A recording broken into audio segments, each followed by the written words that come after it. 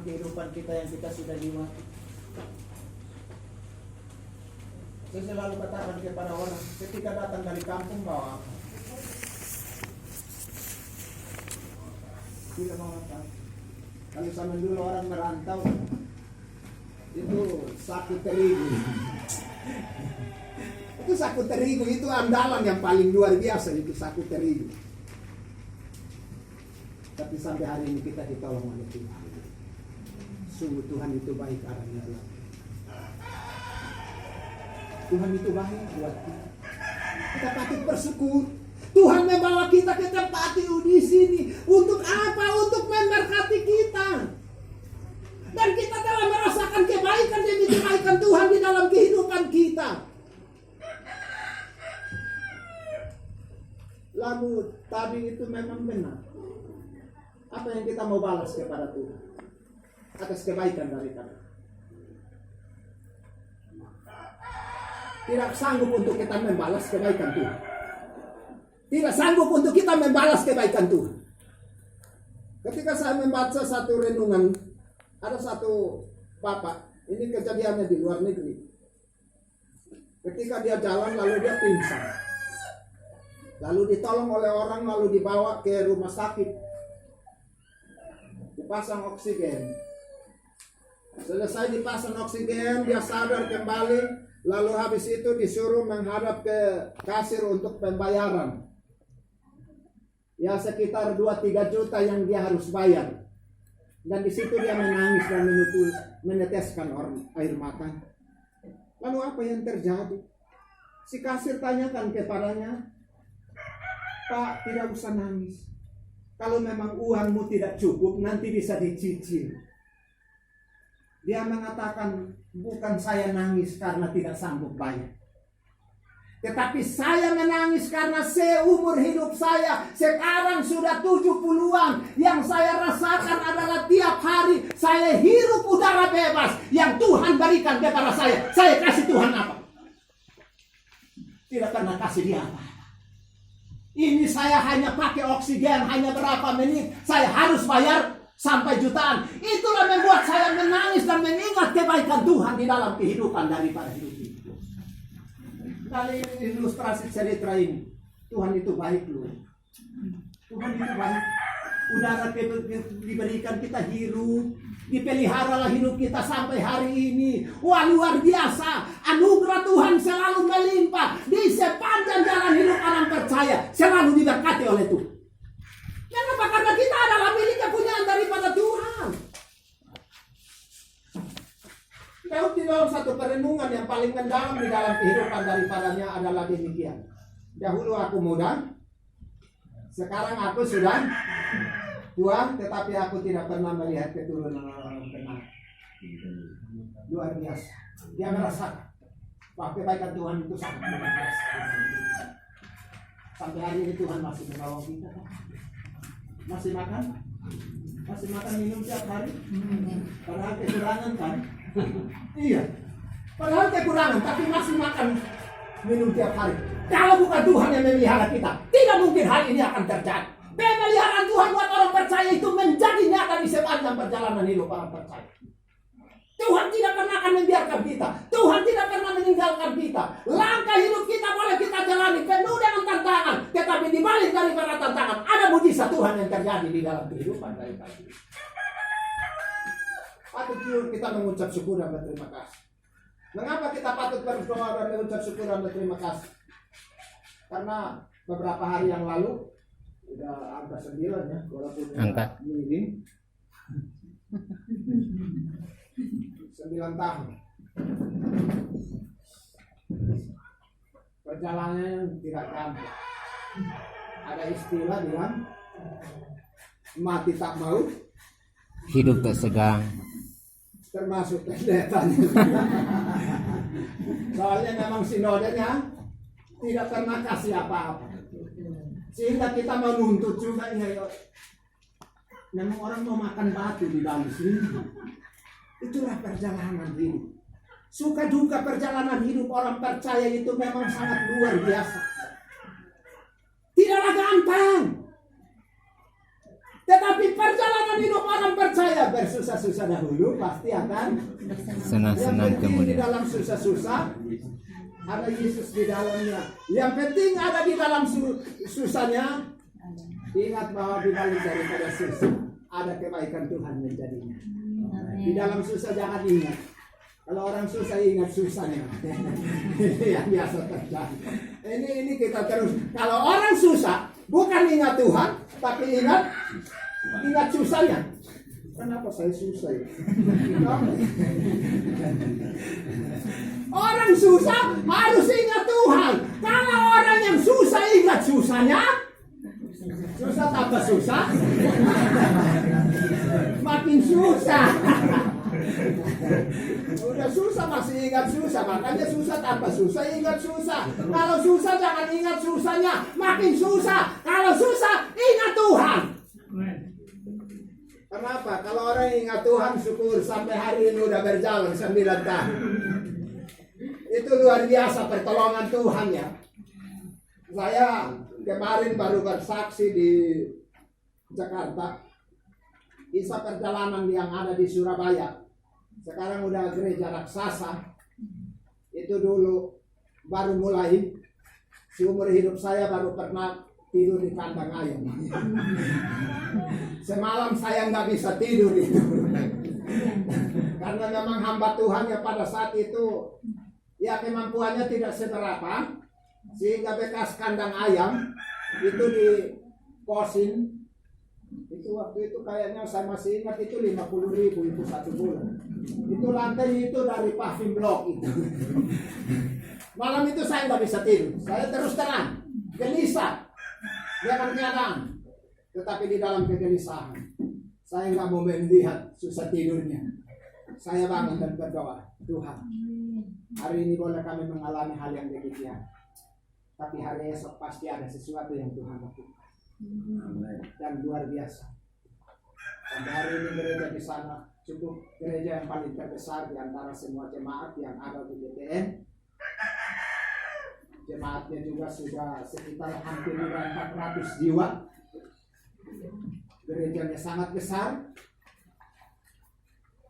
Awalnya memang susah, tetapi dalam susah ada satu kelebihan. Kita mau berdoa kepada Tuhan. Oleh karena itu kita berdoa mengucap syukur. Ingat, ini baru awal yang baik. Jalani dan tekuni. Jalani dan tekuni. Jangan melihat yang sekarang, tapi waktu yang akan datang. Karena saya ingat jemaat di Surabaya, dulu itu hanya di kos-kosan. Kos-kosan Tua Bandara. Itu mulai hanya 2 orang waktu itu. Satunya namanya Marcel, yang anaknya ikut di sini.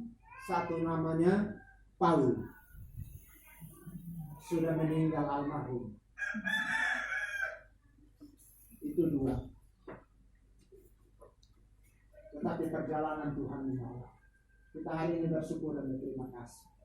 Karena Tuhan boleh memberkati jemaat ini. Sehingga walaupun masih ngontrak, tapi puji Tuhan, lingkungan bisa mengizinkan sehingga kita bisa beribadah.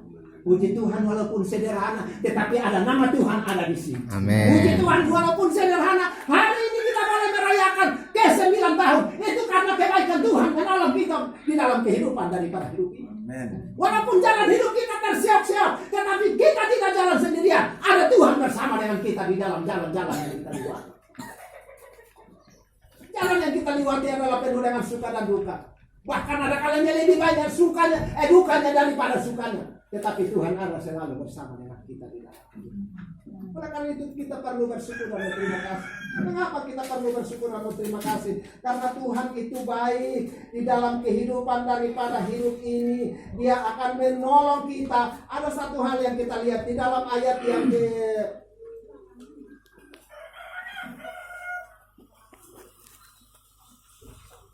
yang ke-10.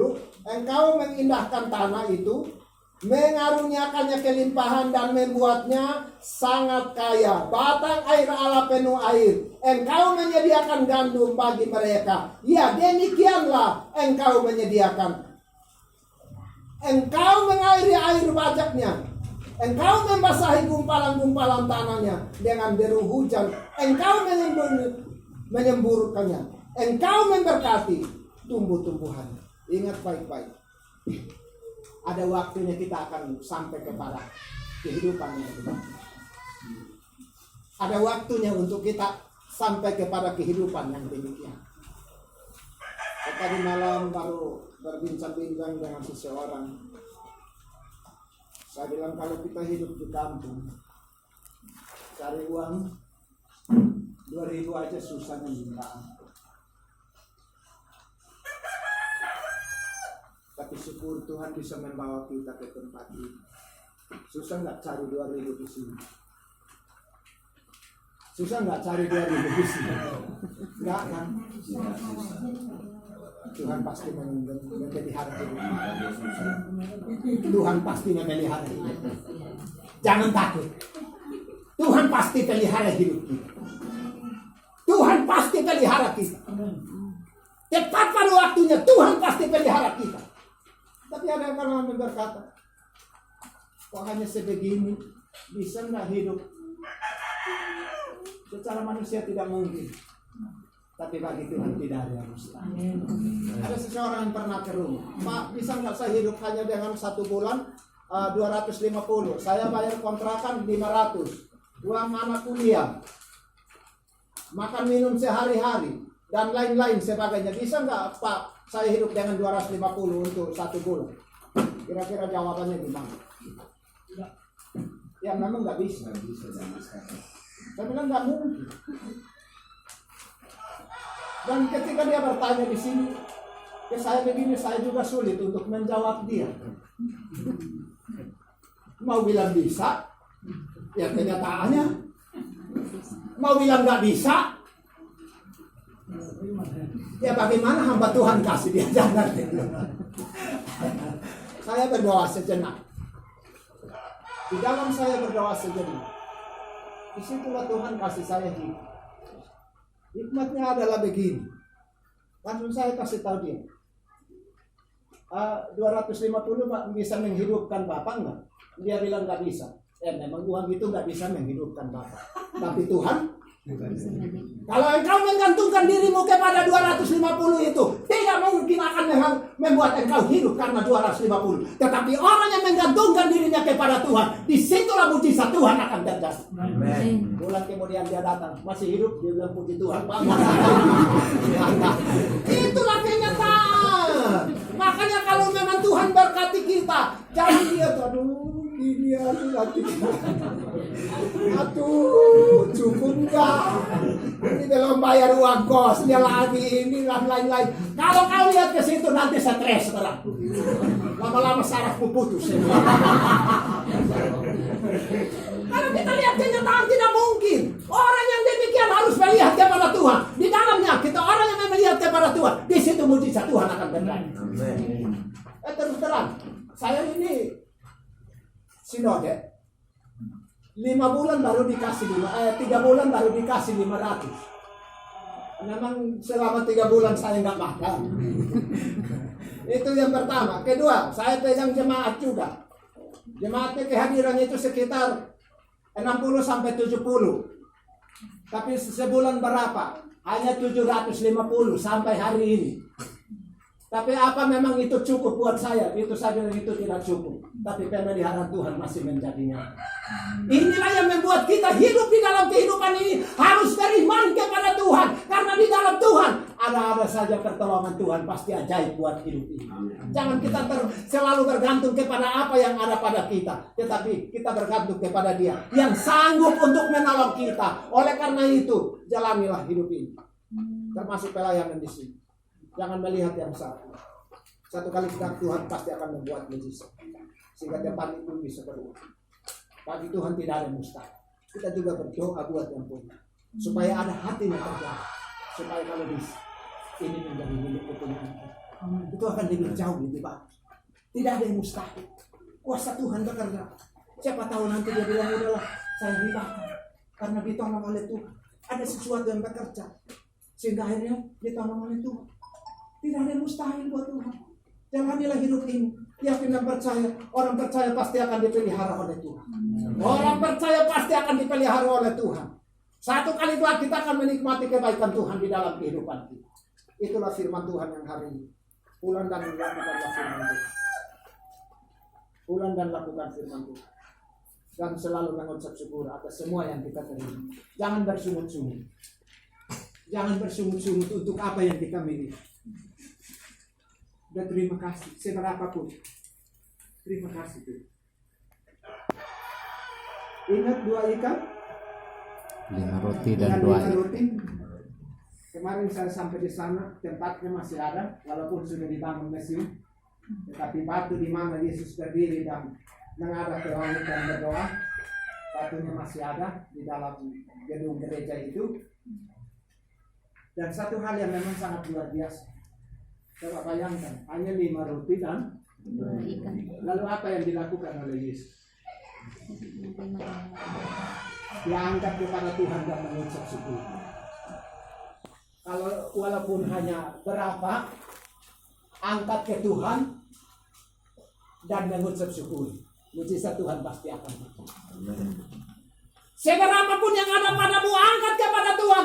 Jangan bersungut-sungut kok hidup ini. Kerjanya dari dulu kok tadi saya nggak naik-naik. Ini kebutuhan mati. Jangan lihat itu. Terima dan ucapkan syukur.